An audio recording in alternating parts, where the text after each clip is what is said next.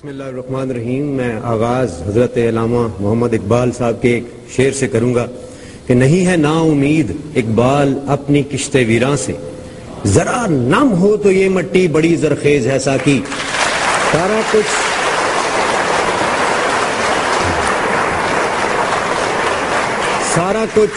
سارا ملبہ قوم پہ خدارہ نہ ڈالیں. اس میں چند لوگ رسپانسبل مجھے نظر آتے ہیں. انفارچونیٹلی پاکستان کی اسٹریٹجک لوکیشن، اس کی جغرافی لوکیشن بہت سارے لوگوں کو کھٹکتی ہے، بہت سارے سٹیک ہولڈرز انوالو ہو جاتے ہیں اور ہمیں بہت سارے چیلنجز کا سامنا ہے.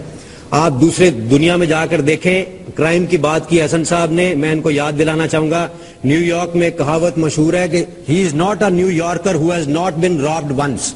اور شامی صاحب نے ابھی ذکر کر دیا لندن کے معاملات کا بھی. میں کہتا ہوں میں پوری دنیا پھرتا ہوں، میں نے کوئی 38 ملین ایروناٹیکل مائلز ٹریول کیا ہے. میں نے پوری دنیا دیکھی ہے، قومیں دیکھی ہیں. پاکستان نہ صرف کہ ایک قوم ہے بلکہ ایسی قوم دنیا میں کہیں نہیں ہے، اتنی ریزیلینٹ قوم دنیا میں کہیں نہیں ہے. میں نے ڈرائنگ رومز میں بیٹھ کے اس کا تجزیہ نہیں کیا، نہ ہی میں نے اپنے بیڈ روم میں بیٹھ کے اس چیز کا تجزیہ کیا. میں گیا ہوں جا کے، میں نے سوات اور بنیر کے جو ڈسپلیسڈ لوگ تھے وہاں پر آئے تھے، ان کی خدمت کرنے والوں کو دیکھا ہے. میں نے سیلاب زدگان کے لیے لوگوں کو اپنی دولت نشاور کرتے ہوئے دیکھا ہے. 13,000 لڑکوں نے کام کیا دن رات صرف یوتھ پارلیمنٹ سے، اور باقی آرگنائزیشن کے کتنے لوگ کام کر رہے تھے، وہ کروڑوں لوگ جو ڈسپلیس ہوئے تھے. اگر یہ ایک قوم نہ ہوتی تو ایسا کبھی ممکن نہیں تھا. آپ زلزلے کو دیکھ لیں جا کے، اس کی مثال آپ کے سامنے ہے. دن رات کام کیا ہے ان لوگوں نے. بیمار ہوئے ہیں، رمضان تھا، اسی طرح کا مہینہ تھا، مجھے یاد ہے. پریشان تھے، گرے ہیں، بیمار ہوئے، زخمی ہوئے، اس کے باوجود کام کرتے رہے. مجھے وہ مائی یاد آتی ہے جو میرے پاس آئی تھی. ابرار میرے پاس 2 گھر ہیں، میں ایک تمہیں دے رہی ہوں سہارا فار لائف ٹرسٹ کے لیے. شکریہ، تھینک یو ویری مچ. یہ قوم ہے. جی حسن نثار.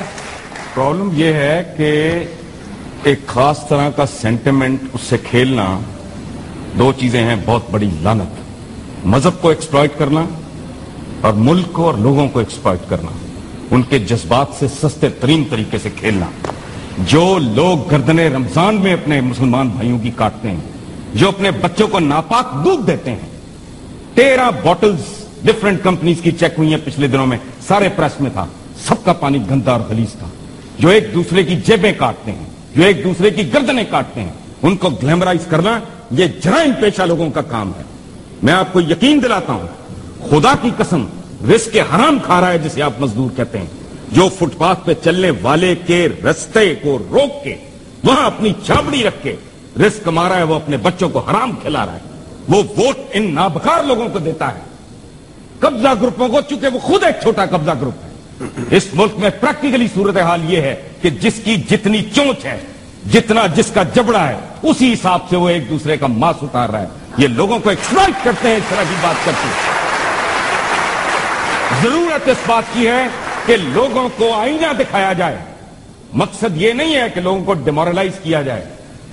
ریزن یہ ہے کہ ایک باپ کی طرح، ایک بھائی کی طرح لوگوں کی کمزوریاں، ان کی کجیاں، ان کی بیماریاں، ان کی یہ ساری سچویشن، حقائق ان کے سامنے رکھو کہ تم گندگی میں لتھڑے ہوئے ہو، تم صاف ہو جاؤ. یہ جس کی یہ بات کر رہے ہیں، 5000 انسٹنسز کوٹ ہوئے کہ کسی عورت کے زیور تھا، بازو کاٹ کے لے گئے، بالیاں نوچ کے لے گئے، کہ 4-4 5-5 سال کی بچیوں کے ساتھ ریپ کرنے والے. اور مثالیں کیا دیتے ہیں؟ یہ انگلینڈ کی مثال.